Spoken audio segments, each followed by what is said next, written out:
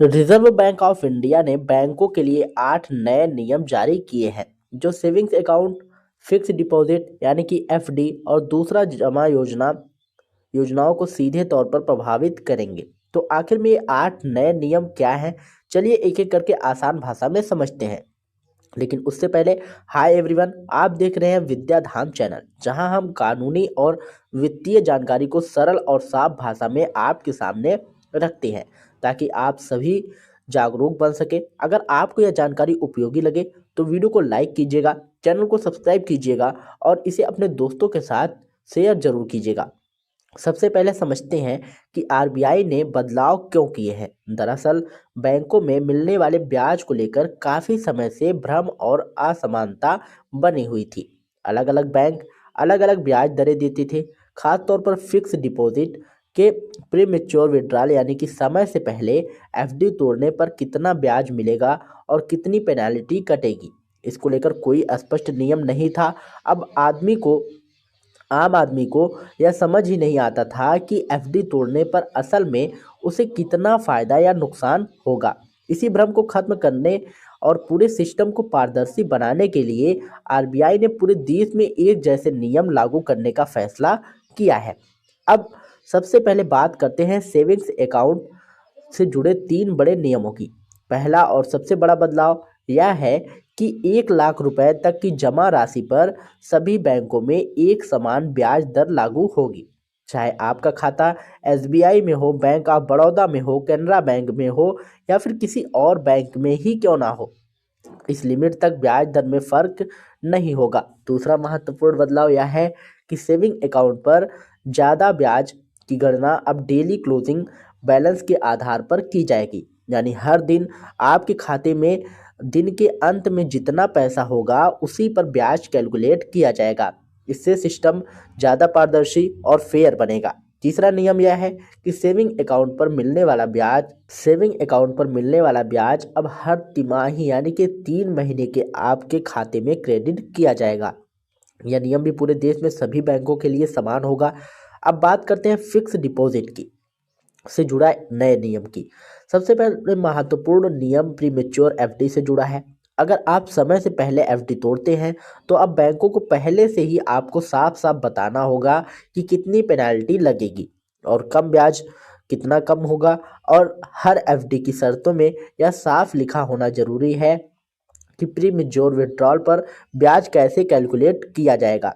कुछ मामलों में ब्याज शून्य यानी कि जीरो भी हो सकता है। इसलिए अब एफडी कराने से पहले उस बैंक की प्री मेच्योर विड्रॉल पॉलिसी को ध्यान से पढ़ना बहुत जरूरी हो गया है। एफडी से जुड़ा दूसरा नियम यह है कि अब न्यूनतम एफडी अवधि 7 दिन होगी। यानी 7 दिन से कम अवधि की कोई भी एफडी नहीं कराई जा सकेगी। तीसरा नियम मैच्योरिटी डेट से जुड़ा है। अगर आपकी एफडी जिस दिन मैच्योर हो रही है उस दिन बैंक की छुट्टी है तो आपको अगले वर्किंग डे को पैसा मिलेगा और उस अतिरिक्त दिन का ब्याज भी जोड़कर आपको दिया जाएगा। यानी आपको किसी भी तरह का नुकसान नहीं होगा। इसके अलावा अब बैंक एफडी पर किसी तरह की gift, lucky draw, scratch card या फिर अन्य लालच नहीं दे सकेंगे। एफडी लेने का एकमात्र आधार अब ब्याज दर होगी। बैंक सिर्फ ब्याज के आधार पर ही एफडी को प्रमोट कर पाएंगे। साथ ही आरबीआई ने यह भी स्पष्ट किया है कि सामान्य ग्राहकों के लिए एफडी पर ब्याज दर पूरे देश में एक समान होगी। चाहे आप किसी भी बैंक में किसी भी ब्रांच में एफडी कराएं, ब्याज दर को लेकर कोई नेगोशिएशन नहीं होगी। हालांकि हाई वैल्यू डिपॉजिटर्स और सीनियर सिटीजन्स यानी कि वरिष्ठ नागरिकों के लिए बैंक अलग से ज़्यादा ब्याज दर ऑफर कर सकते हैं। अब एक बहुत महत्वपूर्ण नियम एफडी के मैच्योर होने के बाद पैसे पड़े रहने को लेकर है। पहले ऐसा होता था कि एफडी मैच्योर हो जाने के बाद भी अगर ग्राहक पैसा नहीं निकालता था तो बैंक उसे चुपचाप आगे चलाते रहते थे। लेकिन नए नियम के मुताबिक अगर एफडी मैच्योर होने के बाद पैसा पड़ा रहता है और ना तो उसे रिन्यू किया जाता है और ना ही निकाला जाता है तो उस राशि पर अब न्यूनतम ब्याज दर मिलेगी। यानी एफडी की ब्याज दर और सेविंग्स अकाउंट की ब्याज दर में जो कम होगी वही ब्याज अब लागू होगा। इसलिए अगर आपकी एफडी मैच्योर हो गई है तो या तो उसे तुरंत रिन्यू कराइए या फिर पैसा निकाल लीजिए, वरना आपको बहुत कम ब्याज मिलेगा। अब बात करते हैं इन नियमों की फायदे और नुकसान की।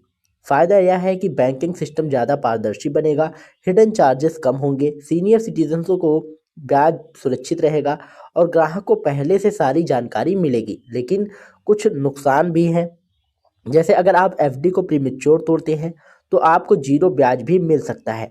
हर बैंकिंग की पॉलिसी डॉक्यूमेंट्स को ध्यान से पढ़ना अब बहुत ज़रूरी हो गया है।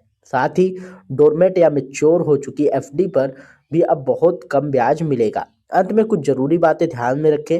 ऑटो रिन्यूअल कराने से पहले यह ज़रूर जांच लें कि नए नियमों के हिसाब से आपको फ़ायदा हो रहा है या नहीं। हर एफडी और सेविंग्स अकाउंट से जुड़ी पॉलिसी को ध्यान से पढ़ें या याद रखें कि कौन सी एफडी कब मैच्योर हो रही है।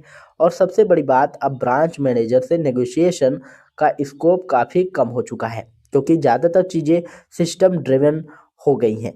तो यह थे रिजर्व बैंक ऑफ इंडिया द्वारा लागू किए गए नए नियम जो सेविंग्स अकाउंट और फिक्स डिपॉजिट को प्रभावित करेंगे।